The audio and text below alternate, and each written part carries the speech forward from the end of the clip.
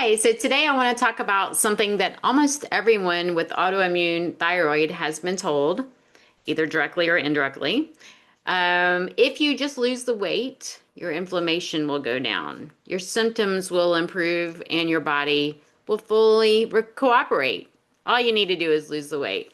And while weight can be related to metabolic health, the way weight loss is often pursued can backfire in autoimmune disease. It can cause you to go into a flare.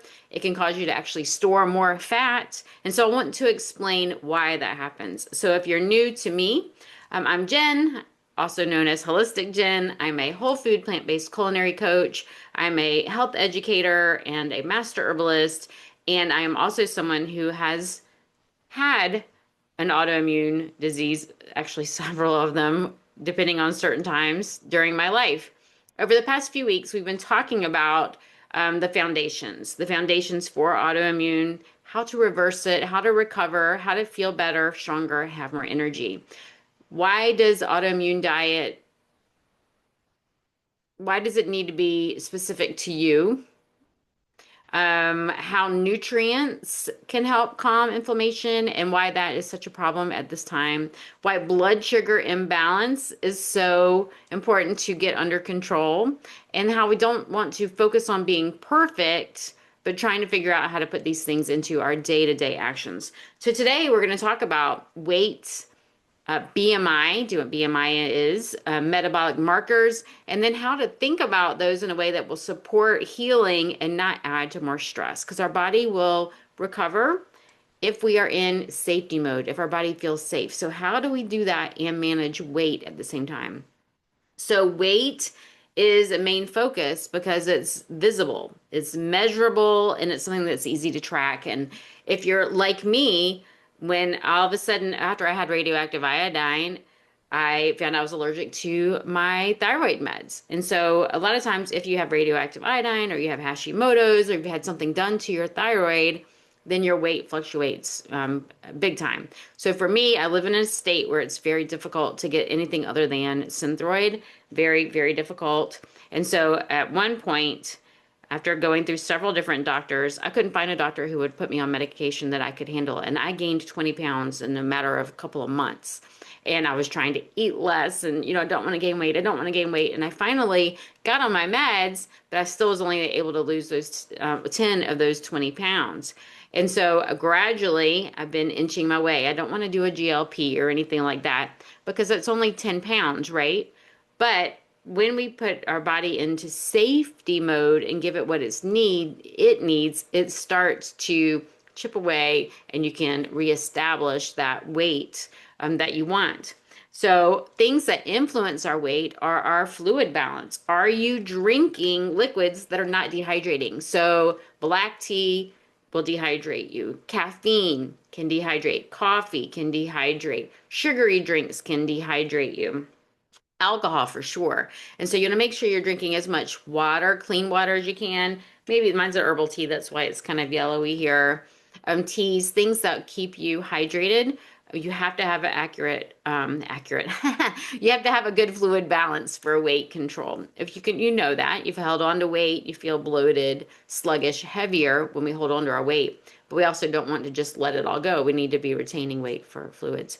Our inflammation has to be under control. When we're inflamed, we weigh a little more. Hormones have to be balanced, and that's huge for a lot of us that are 50 plus. That we've gone through perimenopause, we're in menopause, we're trying to get those hormones in balance. How do we do that? Stress, especially this day and age. And if you're like me, we're in a stage where my kids still need me. They're adults, but they still need me. And then my parents are getting older, aunts, uncles, things like that. And so it's, helping to care for them, helping to care for your kids, and then finding where your place is now that the kids have moved out, that kind of thing, right? And then as well as work, and what does this mean for, the rest, as I'm going through new stages in my life. Digestion, how is your digestion working? That influences weight. Sleep, are you getting good quality sleep? Chances are if you have blood sugars out of whack, which is also related to our hormones, and these other things, you're not sleeping well. You have to get good quality sleep and allow yourself to be in bed long enough to have good quality sleep. And then maintaining muscle mass. Are you lifting weights? That is key. You have to lift weights. And sometimes you're really tired. I know I talked about at Christmas, I couldn't even hold my phone. I was in such a bad flare. Luckily, it only lasted a couple of days because I do all the things I know that what I need to be doing. Back then, I was exposed to foods during travel that my body doesn't tolerate. But if you can't pick up a phone, how are you going to work out, right? And so, I mean, how much does a phone weigh? Not much at all. So when you can lift weights, lift weights. That's major key for so many different reasons. So when we are in an autoimmune case, when we are not, let me backtrack. So when you have autoimmune disease, if you do have antibodies, so like I don't have antibodies right now, right? It's because my body has been restored. But if you do have antibodies, then you tend to retain weight because that your body wants to feel safe. It wants to hold on to whatever it can. And so it's going to hold on for safety, just in case, right? So weight loss, first we have to make sure we're not doing things that lead to stress. So when we're cutting calories, if we're under eating, the body sees that as, oh, we're going into starvation mode. If we're skipping meals, doing intermittent fasting, waiting till lunch to eat, waiting till that noon time to eat, that's too hard on your body. That's adding stress. Aggressive fasting. So I have a lot of clients that will take 2 days off a week, just fast for 2 days a week. That's too hard on your body if you have autoimmune disease. Over exercising, I have to do more and eat less is what we've been trained, especially those of us in my age group. We've been taught that since we were kids, right? I remember even being like 10, 12 years old. You have to now don't eat as much and make sure you exercise more. Well, over exercising adds stress to the body as well. And then constantly monitoring. If you're stressed about your weight and you're measuring throughout the day, weighing, checking things, that's adding stress to your body too. Those things lead to higher cortisol, which leads to blood sugar swings, which leads to more inflammation and slows down the thyroid, which is the last thing that you want to do when you're concerned about your weight.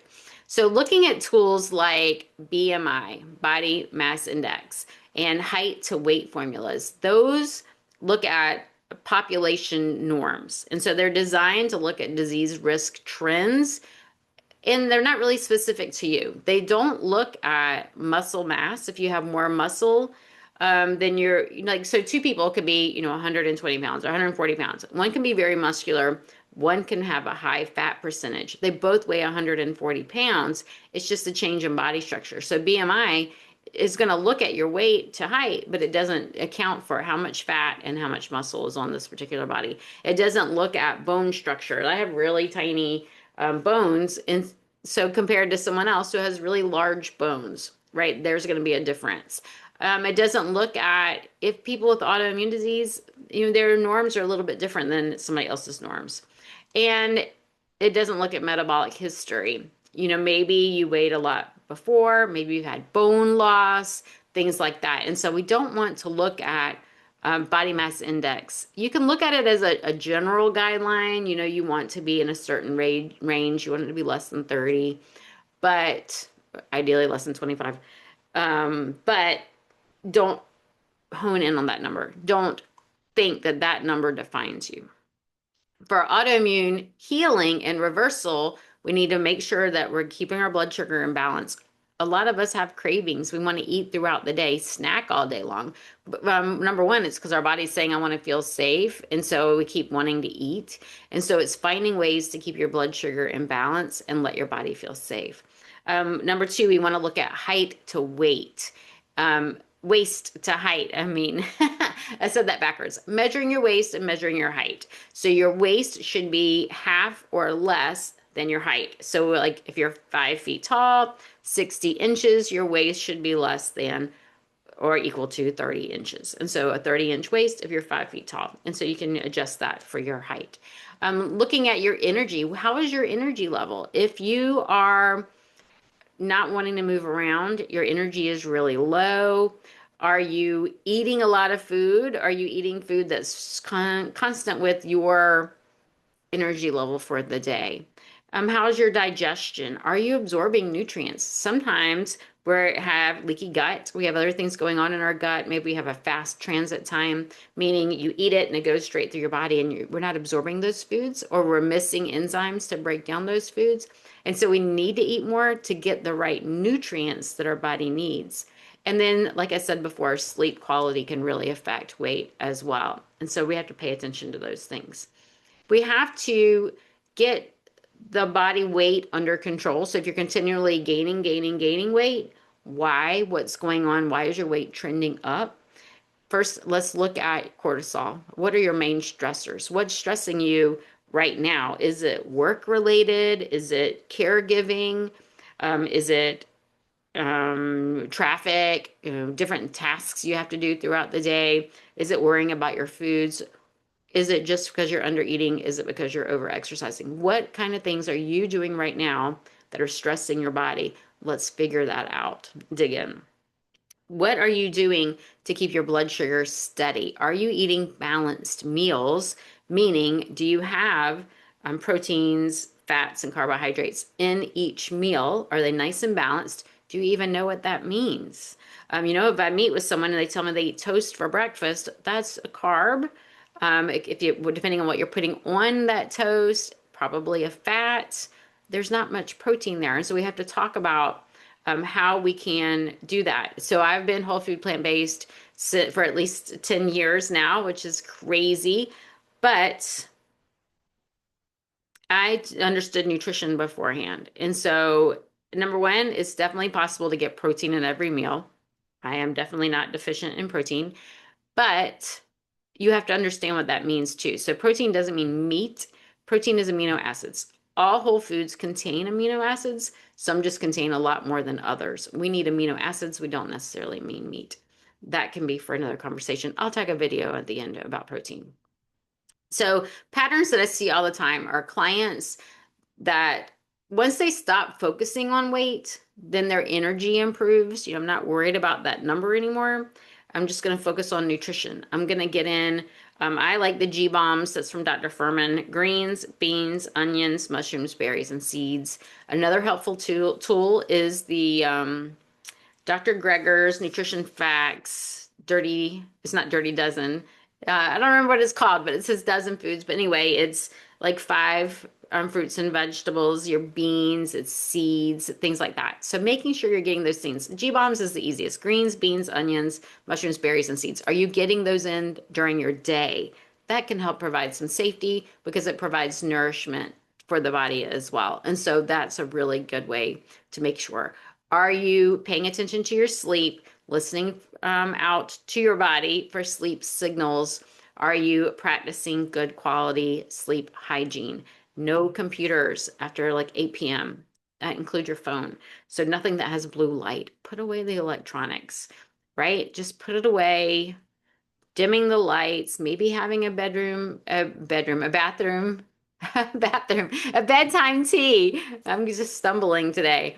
Having a bedtime tea. So things that I like to do. I turn down the lights after 8 p.m.